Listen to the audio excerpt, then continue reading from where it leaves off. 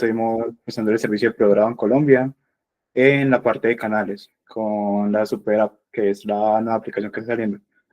Vamos a hablar de un tema que ya hemos mencionado antes en otros test talk. De hecho, la última vez fue otro compañero, tocayo mío, que se llama Juan Pablo, que es arquitectura limpia.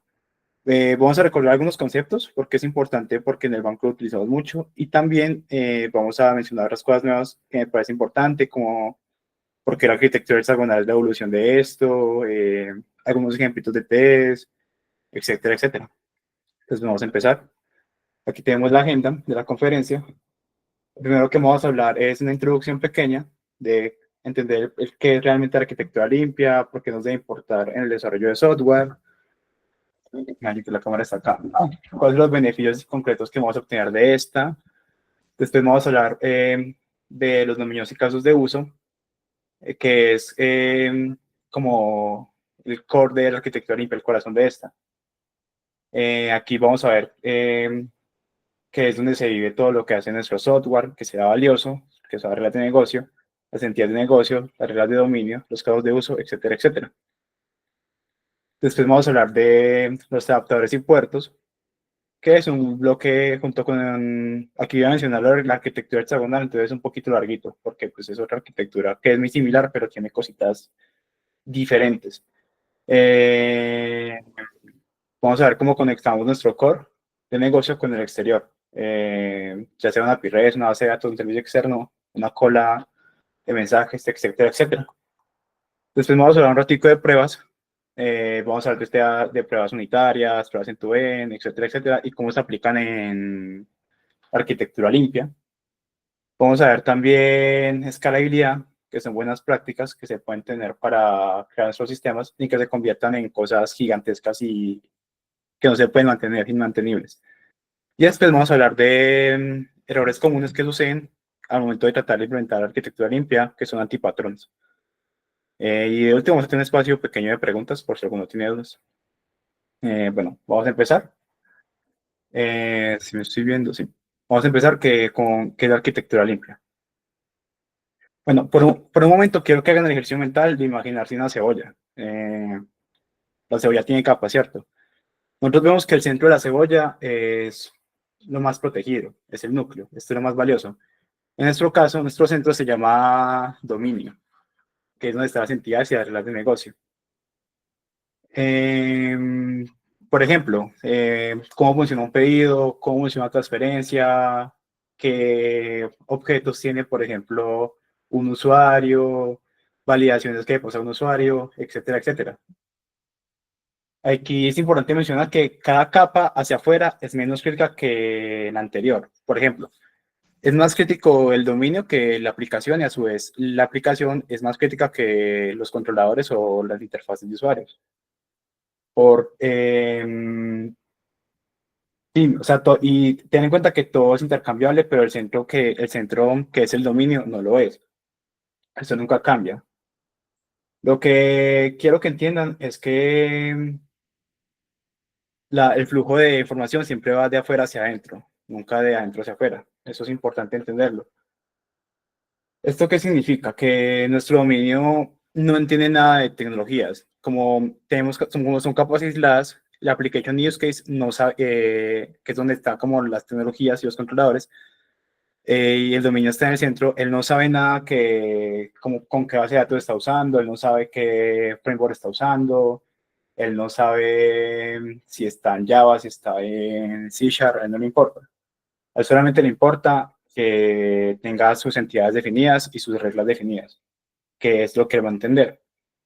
Esto es importante y bueno saberlo porque aquí es donde nace un concepto que se llama la inversión de dependencias. ¿Qué quiere decir esto?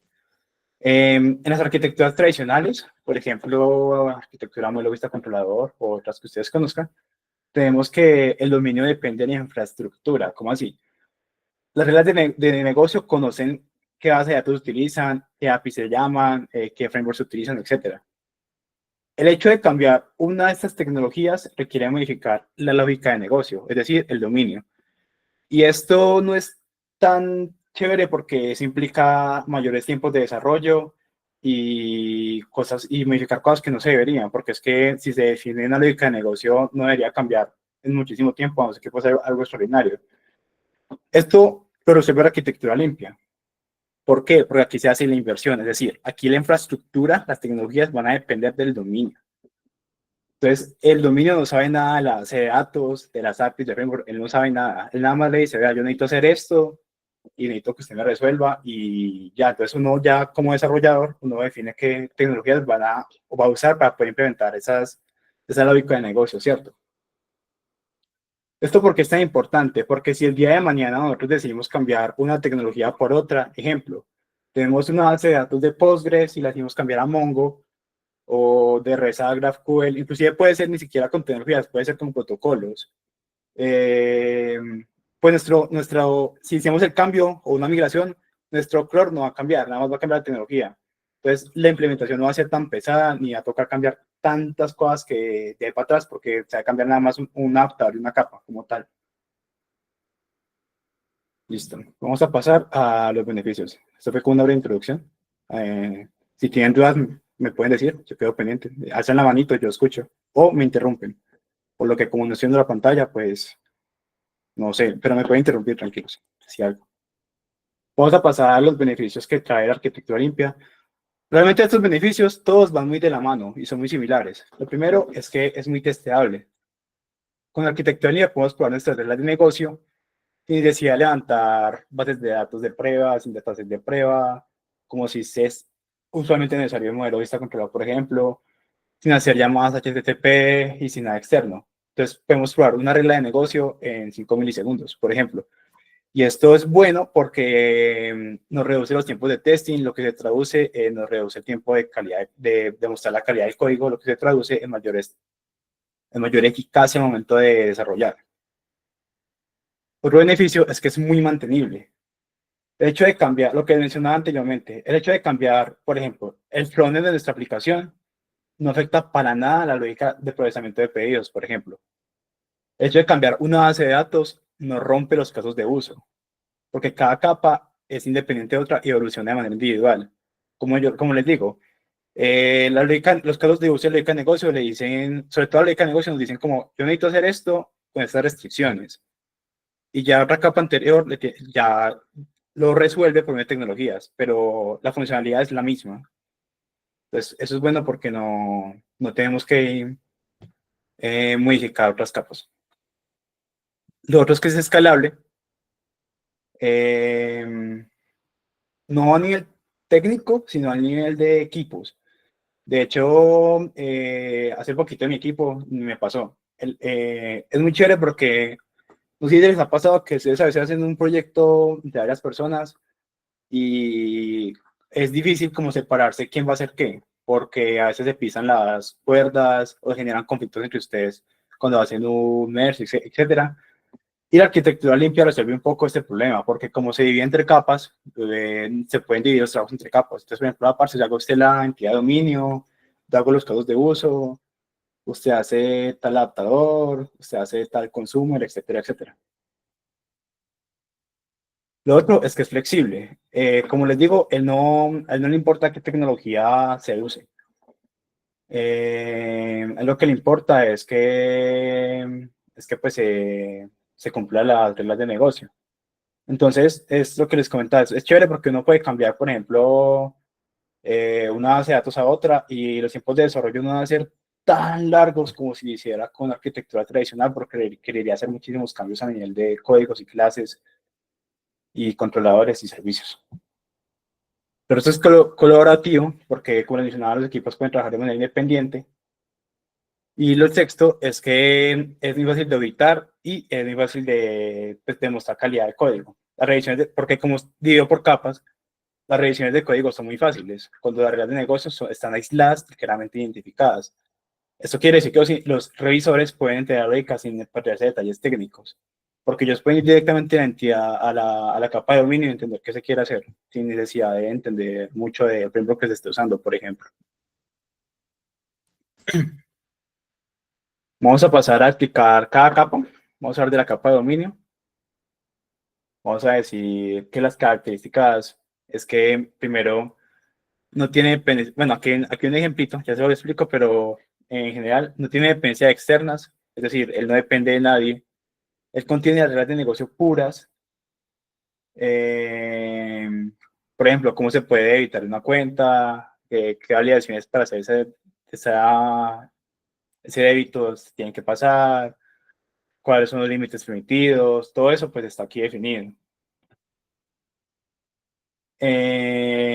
Lo otro es que es independiente de frameworks. Si ustedes se fijan en el ejemplo, aquí no tenemos ninguna, ninguna notación de Spring Boot, por ejemplo. Aquí no tenemos ningún JPA, no tenemos ningún HTTP client.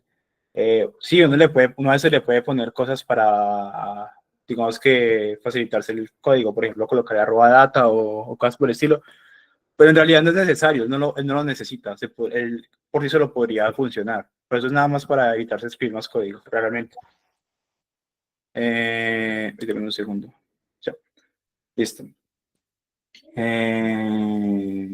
Aquí vemos un ejemplito. Entonces vemos que las cuentas bancarias contienen su lógica de negocio y créditos. Esta es la cuenta bancaria. Tenemos que hay transacciones con subestados y validaciones, clientes con perfiles y restricciones, y lo más importante que son las reglas de negocio que gobiernan a estos sistemas. Entonces, en este ejemplo tenemos que aquí no hay anotaciones de JPA, como les mencionaba, pues no se ve que, pues sabemos que es ya por cómo se escribe, pero como les digo, podría ser cualquier lenguaje y no habría problema. Aquí no hay import de cosas de Spring Boot, y vemos que él define claramente esta entidad de dominio, que es la cuenta bancaria, y define claramente las características de esta entidad, que tiene un número, un saldo, un tipo de cuenta. Y aparte define reglas de esta entidad de dominio. Entonces, ¿qué reglas? Por ejemplo, él tiene que validar, él tiene una regla que es para validar que si un débito se va a hacer, que el saldo sea suficiente. Esa es una regla de dominio. Y tiene métodos para poder hacer métodos o funciones que puede cumplir esa entidad de dominio. En este caso, de evitar. Entonces, el método de evitar hace exactamente lo que debe hacerlo. Él valida que el monto sea positivo. Él también valida que haya saldo suficiente y, por finalmente, ejecuta la operación de evitar. Esta clase no sabe dónde se guarda la información. A él tampoco le interesa. Él no sabe si es de Postgres o si es de Mongo. Solo sabe las reglas de negocio que tiene que cumplir y ya, y las características que tiene esa entidad. Ya de cómo se va a guardar o dónde, ya se encarga otra capa. Entonces, esto es bacano porque se puede tomar esta clase y poner en cualquier proyecto de Java, con cualquier framework, cualquier base de datos, y va a funcionar exactamente igual. Eso es lo que se refiere a la independencia técnica o la inversión de dependencias como tal. Bueno, vamos a pasar a los casos a explicar los casos de uso. Juan, buenos días. Yo tengo una duda Dímelo. respecto, digamos, si nosotros estamos no sé, utilizando un proyecto que tenga Webflux y nosotros trabajamos con monos y Flux, ¿estaría permitido en la capa de dominio utilizar eso? O sea, en vez de volver, no sé, un void, volver un mono void o un Flux void, o bueno, ya sea el caso que... Parce, no es lo más recomendado. De hecho, lo más recomendado es devolver el objeto y cuando tú hagas esto que tú me comentas me pasó en un microservicio. Lo más recomendado, o sea, de poder se puede, pero no lo recomiendo tanto porque te vas a enredar después. Lo que yo recomendaría es que volvieras el objeto como tal on void y ya después cuando hagas los deteos de cada capa, ya sea un REST consumer o la capa de entry points, ahí lo definas, parce. Ahí lo definas con un mono, con un flux, para ya aplicarlo en tu lógica, pero que ese mono flux ya sea el tipo que tú devuelves, ya sea que tú devuelves un objeto en entidad o que tú devuelves, por ejemplo, un void, ya sería un mono vacío. ¿Sí me hago entender? Sí, sí, sí, ahí ya te... Dale, gracias. Gracias. A ti. Chicos, lo que les digo, si tienen cualquier duda me pueden interrumpir, yo quedo pendiente. Listo, chicos. Pasemos entonces a los casos de uso. Como ya dije anteriormente, las entidades de dominio definen qué se quiere hacer, o sea, como qué funcionalidades va a tener nuestro servicio. En los casos de uso, orquestan estas reglas. Él le dice cómo lo va a hacer y a quién va a llamar para hacerlo. Es como el puente, digámoslo así. Yo lo veo de esta manera, es como un puente. Entonces, un caso de uso no contiene lógica de negocio, porque esta ya está en el dominio. Su trabajo es orquestar, coordinar y dirigir el flujo. Entonces, por ejemplo, miren las responsabilidades. El orquesta de negocio que ya existen en las entidades. Él coordina múltiples entidades de dominio, porque él puede llamarse a varias. Por ejemplo, se puede llamar a, yo no sé, a usuario y se puede llamar a cuenta. Y puede hacer varias cosas con estas entidades de dominio, que a su entidad tiene unas reglas detrás. Él define interfaces, que son los famosos puertos, que especifican qué necesita el mundo exterior. Y, pues, como ya mencioné anteriormente, no cuenta lógica de negocio. Entonces, por ejemplo, tomamos en ejemplo este ejemplito que se usa acá, que es una transferencia bancaria, ¿sí o qué? Primero, él valida cuentas de origen y destino. Él verifica que el saldo sea suficiente, aplica límites diarios y ejecuta la transferencia y registra auditoría. Entonces, él lo que está haciendo acá es por medio de las entidades de dominio que llama, está diciendo cómo va a aplicar las reglas de negocio que él ya definió atrás y va a llamar a los interfaces o los adaptadores para ver pues, cómo lo va a hacer. En este caso, llama a estos de acá, al cuenta repository y al auditory service, que nos van a servir para hacer las operaciones. Entonces, el primero va a mirar pues, que la cuenta de origen tenga suficiente monto. Entonces aquí llega y lo llama. Mira que la cuenta de destino también tenga, bueno, pues que existe en realidad. Es válida que los límites no sean superados y hace la transferencia previamente, que básicamente debita en una y pues pues, le transfiere la plata a otra, ¿cierto? Guarda el resultado y lo audita. Vean que aquí como tal no hay lógica de negocio, es nada más como está llamando unas entidades de dominio y dice como usted me va a hacer esto, usted me va a hacer esto por medio de unas interfaces, que es el cuenta repo y auditoría service. Entonces yo lo veo como un puente en realidad, más que otra cosa. Miren que él recibe las dependencias por un constructor, lo cual es lo que menciona la inversión de dependencias, porque en el caso pues, de este use case, él no sabe cuenta repositorio, pues a qué base de datos se conecta. Él no sabe si es Mongo o si es Postgres, y tampoco le importa. Él tampoco le importa, por ejemplo, si Auditory Service envió un mensaje por Kafka o envió un mensaje. Él solamente hace el llamado y ya. Eso ya la hace otra capa, que son la siguiente que vamos a ver. Listo, sigamos entonces. Y la siguiente capa es la que les comentaba, que es los controladores, que en arquitectura hexagonal hay como evolución y lo define en puertos y adaptadores. Esto es importante porque, aunque nosotros, bueno, tengo entendido que el banco no es arquitectura hexagonal, al menos en las personas que conozco y en mi experiencia no lo utilizamos, pero esto es una evolución de arquitectura limpia. Aquí podemos hablar de que él coge todo lo que ya es arquitectura limpia, lo simplifica y lo muestra.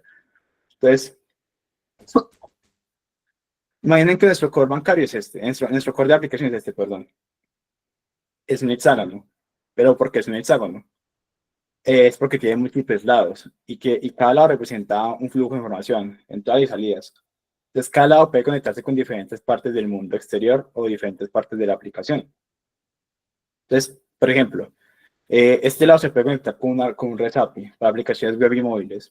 Este lado se puede conectar con colas de información para comunicarse de forma síncrona. Este lado se puede comunicar con bases de datos para generar persistencia. Este lado se puede generar con APIs externas. Pero aquí está la clave, el Sago no sabe qué hay afuera, o sea, él no sabe con qué le está comunicando. Él solo define contratos que las interfaces y puertos, y no le importa si fuera qué tecnología hay, no importa si es Postgres, si es Mongo, si es el protocolo REST, si es GraphQL, él no le importa. Él lo que le importa es que se respete el contrato que él está dando, que es muy similar a lo que hablábamos de las reglas de negocio. Por eso es una evolución. Entonces tenemos puertos y adaptadores. Los puertos hablamos de las interfaces que hablan como de el dominio que nosotros tenemos, que son los contratos propiamente dichos que especifican qué necesidad necesita nuestro core. Entonces, por ejemplo, yo necesito guardar pedidos. Él no le importa cómo. o yo necesito enviar notificaciones. A él no le importa cómo, él nada más define lo que él necesita. Las características de los puertos es que tiene contratos definidos para el dominio, él no, como les digo, no le importa cómo, entonces él no le interesa cómo lo implementen, y tiene entrada y salida de datos en términos de negocio. Y definimos los adaptadores, que son las implementaciones de estos contratos o estos puertos. Entonces, son implementación concreta de esos puertos. Ahí sí hablamos de tecnologías. Entonces, ahí sí hablamos, por ejemplo, de REST Consumer, por ejemplo. Conectan estas tecnologías específicas, por ejemplo, JPA para bases de datos, HTTP Client para consumir APIs, Publisher para colas de mensajes, etcétera, etcétera. Las características de estos adaptadores es que implementan los puertos definidos por el dominio. Se conectan con tecnologías específicas, como ya les mencioné algunos ejemplos, y son completamente intercambiables sin afectar el core. O sea, a los puertos no le importa cómo lo implementan los adaptadores. A él no le importa qué tecnología se usa, siempre y cuando respete el contrato que tiene o la regla de negocio. Entonces, lo chévere de esto es que mañana, lo mismo, mañana yo puedo cambiar, por ejemplo, ay, qué pena, ahí, mañana yo puedo cambiar una tecnología, una base de datos de Postgres a Mongo o a SQL, no sé, y mi core de negocio no se va a enterar porque se sigue respetando los puertos. O puedo cambiar inclusive un adaptador REST por uno GraphQL y va a seguir funcionando igual porque sigue respetando esos contratos que están aquí. Esto es lo que les mencionaba, esto nos da mucha flexibilidad a la hora de desarrollar. Aquí vemos un ejemplito de puertos y adaptadores. Entonces, a la izquierda tenemos unos puertos y a la derecha tenemos unos adaptadores. Entonces, miren cuenta repositorio. Es una interfaz de Java y define exactamente lo que necesita nuestro dominio. Busca una cuenta bancaria por ID, que es esta partecita de acá. El guarda cambios, que se vuelve un void. Busca cuentas y la lista. Y miren que aquí no menciona ninguna tecnología. No menciona SQL, no menciona JPA, no menciona Mongo. Solo define lo que se va a hacer. Aquí tenemos este otro puerto, que es Notification Service, que es igual. Por ejemplo, necesito enviar dinero o notificaciones, necesito enviar notificaciones a mis clientes. Él no especifica si es por email, si es por mensaje de texto, si es una notificación push. Él solo define la necesidad, que es enviar la notificación, y define pues lo que necesita. Entonces, usted puede enviar una notificación, necesita un cliente, un mensaje, que sea el destinatario donde se va a mandar. Ahora sí, ya tenemos los adaptadores que sí nos van a especificar cómo se va a hacer esto. Entonces, por ejemplo, tenemos JPA cuenta repositorio. Aquí podemos ver que él implementa cuenta repository usando JPA en este caso para hacer las acciones de interactuar con la base de datos. Entonces aquí vemos que él especifica varios tags, que es repository, AutoWire para dependencias. Y aquí podemos ver los detalles de la persistencia que hay en JPA repository, que es donde se utilizan pues, estos métodos de aquí. Aquí invoca este y aquí yo lo aplicaría. Pero pues lo que yo quiero que vean que es lo importante es que el método toDomain eh, se encarga de convertir entre el mundo de la persistencia y el mundo de dominio bancario. Y la entidad JPA puede tener anotaciones pues, propias de una entidad de JPA, column o cómo se definen los IDs, etc. Entonces, aquí podemos ver que realmente aquí sí tenemos interacción de tecnologías, cosas que aquí no se definen. Entonces, aquí tenemos otro adaptadorcito, que es adaptador por mensaje, que es el que va a implementar este interface. Y lo mismo, podemos ver que es un component y aquí implementa ese método y aquí él especifica cómo lo va a hacer y a quién lo va a mandar. En este caso vemos que es un mensaje de texto y yo utilizo el método que debe para mandarlo. Y aplica ya con un método, en este caso puede ser una cola, que es el punto .sen o un correo. Vamos a hablar un poquito de estrategias de pruebas. Entonces vamos a hablar de end-to-end, de iteration test y unit test, que son muy importantes. La pirámide de testing es pues, nuestro mejor amigo como desarrolladores porque nos garantiza que nuestro código pues, cumpla con la calidad necesaria, ¿cierto? Tenemos la base, que son las pruebas unitarias, que es lo primero que tenemos que hacer para garantizar que nuestro código de manera estática funcione y mejorar la cobertura de este mismo. Entonces aquí uno hace muchísimos porque se testea cada función que uno haga. Son rápidos, se hacen rápido. Aquí se prueba el dominio puro, casos de uso aislados. La mayoría de nuestras pruebas se ejecutan en milisegundos y nos da la confianza básica. Realmente son los más rápidos y los que yo creo que son los que, con los que más familiarizados estamos. Después tenemos pruebas de integración, que es para los adaptadores. Esos son muy, pues en cantidad, son muchos menores a los unit tests. Y aquí probamos que pues, los adaptadores funcionen correctamente, que el adaptador, por ejemplo, JPA realmente guarde en la base de datos, que el adaptador realmente traiga información del API que se consume, etcétera, etcétera. Y tenemos las pruebas que van arriba, que son más poquitas y tardan más, que son las end-to-end o de extremo a extremo, que son poquitas, son más costosas de hacer y son lentas porque requieren un consumo constante y muchos escenarios de prueba. Eso básicamente, ¿por qué se llama end-to-end? Porque van desde la interfaz de usuario hasta o sea, hasta la base de datos, recorre todo el camino que hace nuestra aplicación.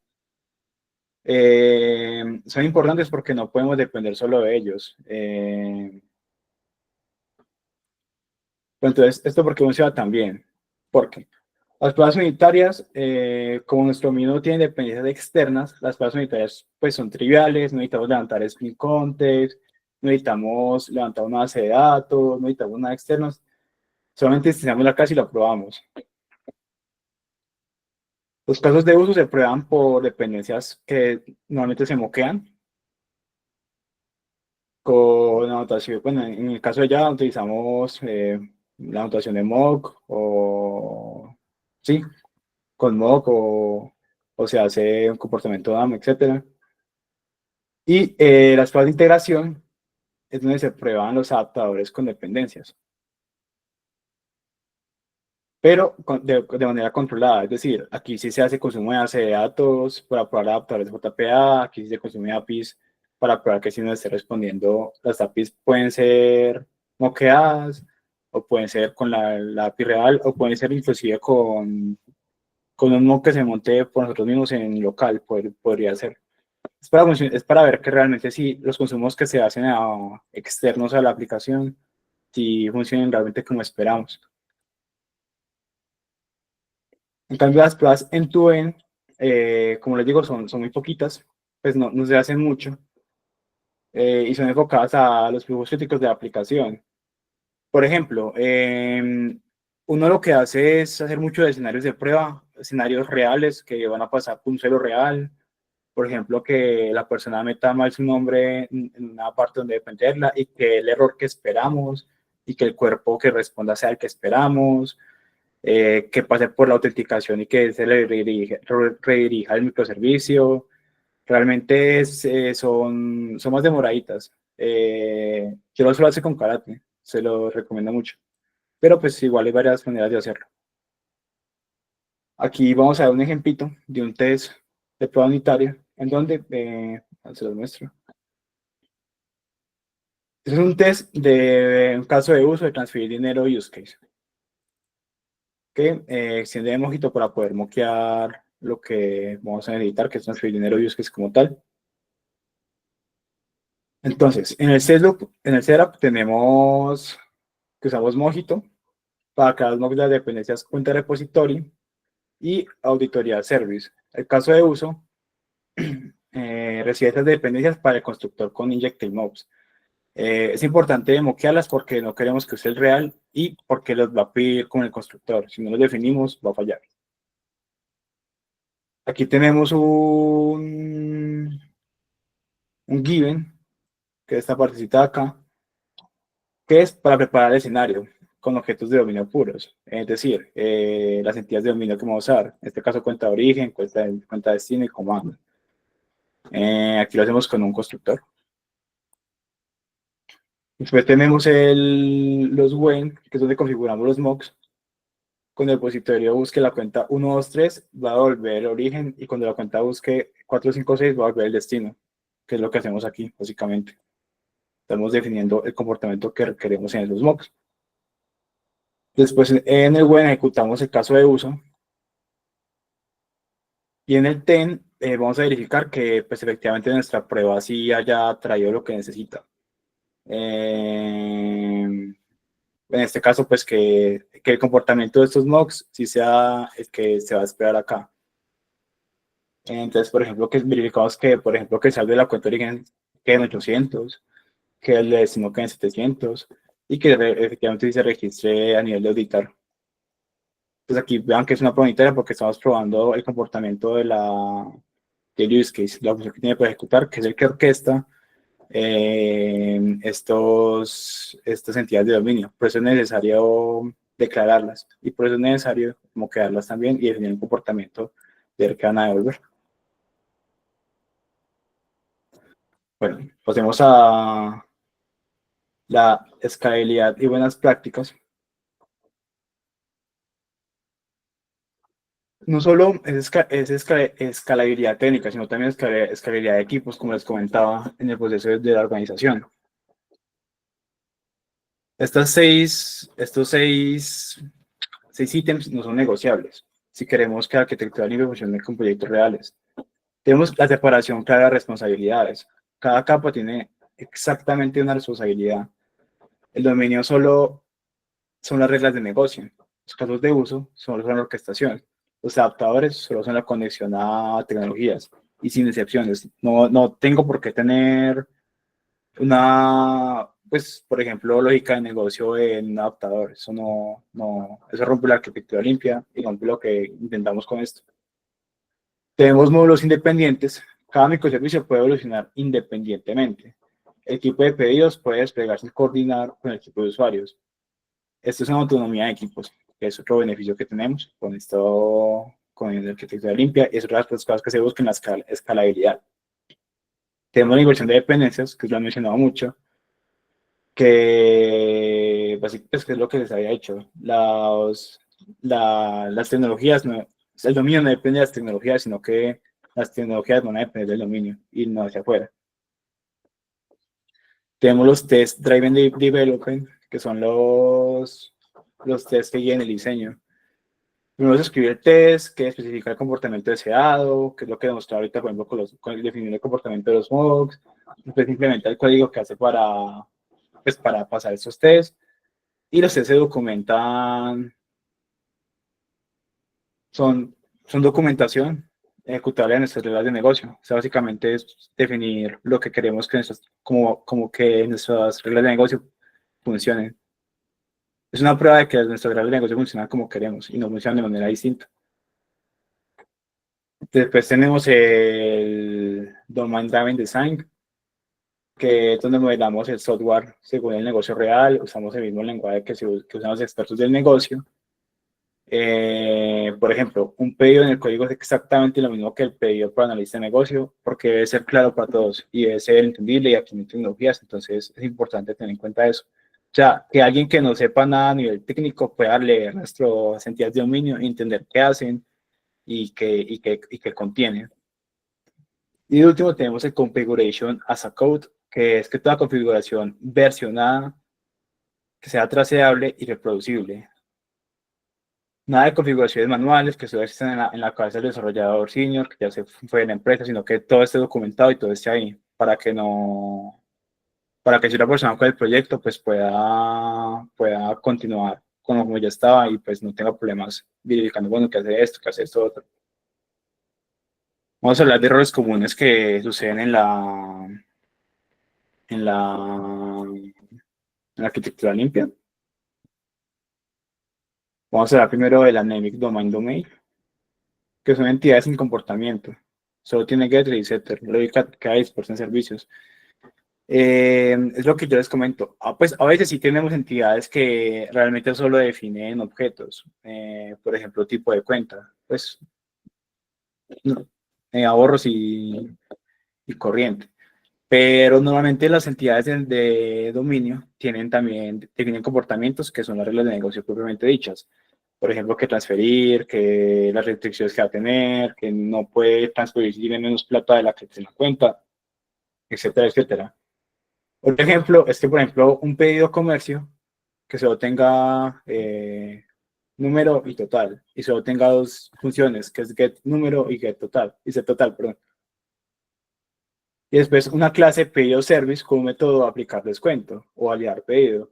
Esto está mal porque esas dos funciones de aplicar descuento y validar pedido no deberían ir ahí, eso debería ser parte de la entidad porque hace parte de las reglas de negocio. Seguimos con Fat Controller, que son controladores res con lógica de negocio.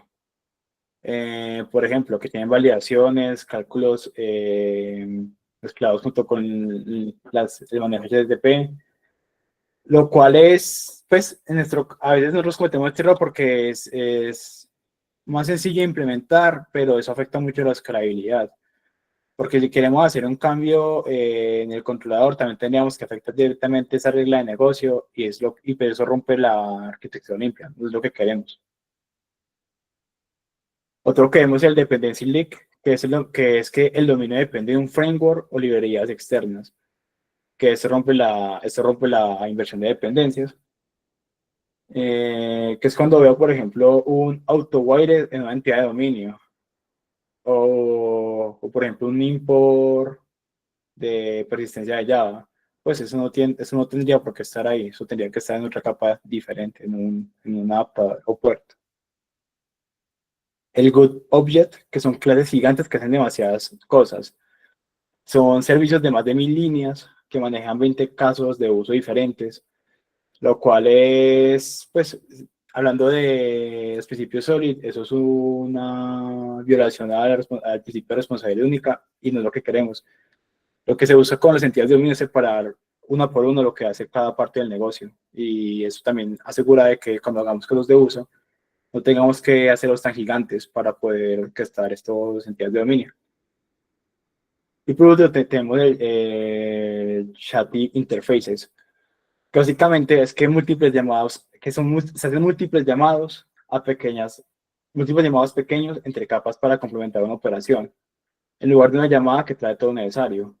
Por ejemplo, se hacen 10 llamadas que traen pedacitos de código, y eso pues, eso está mal porque cuando se hace a nivel de performance y de rendimiento, esto afecta mucho los tiempos de respuesta y el rendimiento de la aplicación va a aumentar en tiempos de respuesta y en consumo de recursos. Y no es lo que se quiere, la verdad. Vamos a explicar cómo podemos implementar arquitectura limpia en un proyecto de Spring. Lo ideal es que lo tengamos separado de esta manera. El dominio con las entidades, los objetos que vamos a poner, los puertos, la application, donde van a estar los use cases y los servicios, infraestructura, que es donde va a estar la tecnología como tal, que son los adaptadores y configuraciones y repositorios, y las interfaces, que es donde van a estar pues sí, las interfaces como tal. En configuration, los casos de usos son beans, normalmente, configurados explícitamente. No se suele usar service en casos de uso porque no queremos acoplar el dominio a Spring. Los configuramos como POGOS en Configuration Places, que es por ejemplo lo que hacemos aquí. Ven que aquí no se utiliza un component, sino que se utiliza un configuration, lo cual nos garantiza que cuando se levante el proyecto se aplique la configuración que ponemos acá en los wins. Algunos tipsitos. Usar components o en adapters, nunca en el dominio. Por lo que les comento, el dominio no debe tener ninguna relación con ninguna tecnología. Los casos de uso, es bueno que los configuremos solamente como beans. porque se van a levantar cuando levantamos el proyecto. Es bueno tener, de hecho, lo se hace en los proyectos del banco, es bueno tener varios profiles de configuración o varios diagramas de configuración cuando levantamos un proyecto, para tener varias configuraciones en caso de que queramos que sea contra ambiente o no. Y evitar anotaciones de sprint en el dominio, que es lo que les comentaba. Levantar algo de control en el dominio o llamar importaciones de facilidad, etcétera. No, es muy interesante. Por último, vamos a ver una parte de monitoreo y vamos a ver un pequeño casito de estudio. Denme un segundito. Bueno, el monitoreo es importante también porque en producción necesitamos saber el comportamiento total de nuestro servicio aplicado con arquitectura limpia. Y esta arquitectura nos facilita mucho porque nos permite ver las responsabilidades claras. Además, cuando vemos las trazas, podemos ver en qué parte específica de nuestro proyecto falló o pues funcionó correctamente. Entonces, tenemos que las métricas, podemos ver el tiempo de respuesta por cada caso de uso. Tenemos el T-Row que básicamente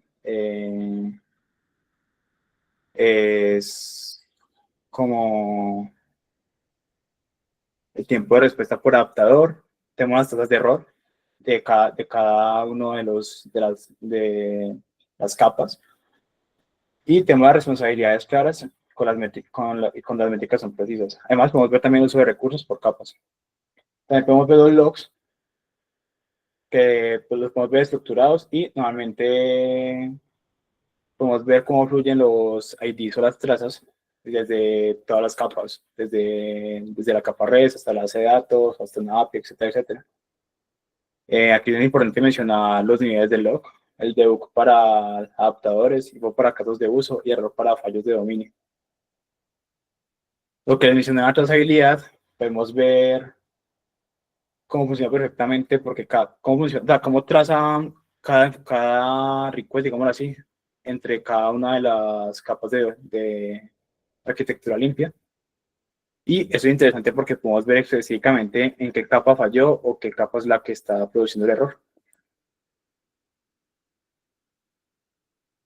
También tenemos operaciones y alertas que son importantes para ver los logs detallados para el cumplimiento normativo de auditorías y alertas en caso tal de que haya un fallo constante y repetitivo. Aquí puedo ver un casito de estudio donde, donde nos dicen que tenemos una aplicación que tiene esos requisitos. Necesitamos que el pago sea 24/7.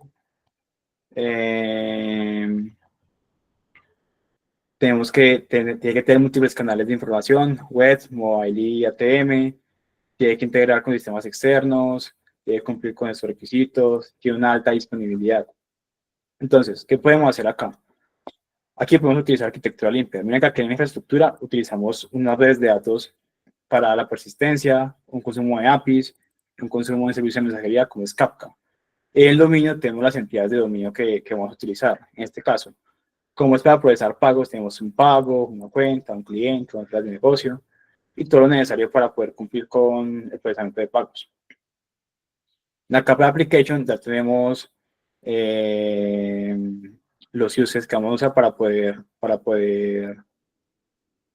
cumplir con esta reglas de negocio y poder orquestar. Entonces vamos a procesar pago, validar fondos, notificar, que utilizarían como tal las reglas de negocio que tenemos acá y las entidades que utilizan acá.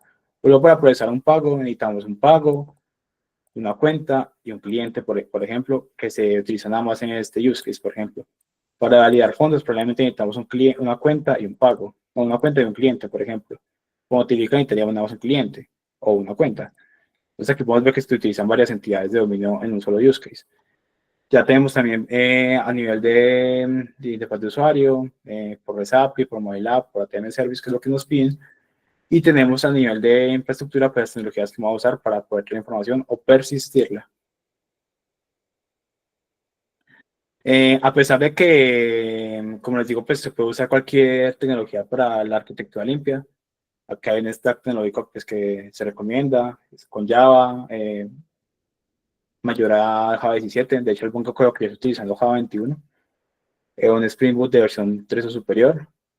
Maybe no Gradle, yo recomiendo mejor Gradle porque no es fácil para mantener dependencias, un JUnit para pruebas y un ojito para moquear en las pruebas. A nivel de persistencia, JPA es crucial, lo usamos muchísimo. El Postgres como base de datos o Oracle. Redis para caché, para bases de datos de caché. H2 para testing de bases de datos. A nivel de comunicación, podemos utilizar REST. Apache Kafka cuando son servicios asincrónicos, Web Client, Circuit Breaker como patrón de diseño cuando algo está fallando constantemente. A nivel de observabilidad utilizamos Micrometer, Proteus, Grafana. Yo sé que el banco utiliza mucho Grafana y Dynatrace para mirar logs. Sobre todo el Dynatrace es muy interesante, ahí se pueden ver muchas cosas y registros de mucho tiempo. Igualmente también podemos utilizar AWS Cloud, que no lo puse acá, pero también es ver los logs directamente cómo se producen, solamente que es un poquito más caótico.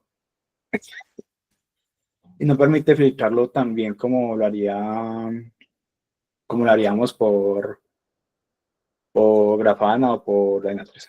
A nivel de DevOps, puedo utilizar Docker, Kubernetes para, que es lo que utilizamos a nivel del banco para orquestar los pods.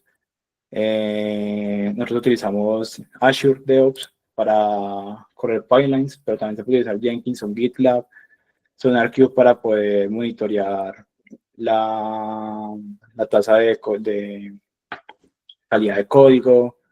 A nivel de seguridad utilizamos Auth2, Spring Security, JW Tokens, API Gateway. Y aquí tenemos unas conclusiones. A nivel de ventajas, tenemos una mantenibilidad mejorada, una testabilidad alta, flexibilidad arquitectónica, escalabilidad del equipo, tenemos mayor calidad de código a nivel de porque se puede testear las cosas por componentes. Y listo, equipo, muchas gracias. Sería todo, no sé si tienen dudas o inquietudes ahí.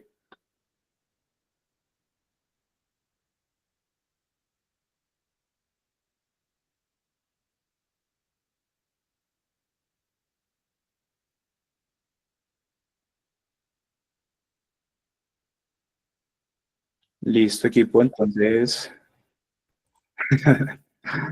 siendo así, dejemos por ahora este test talk por acá, si no tienen ninguna duda.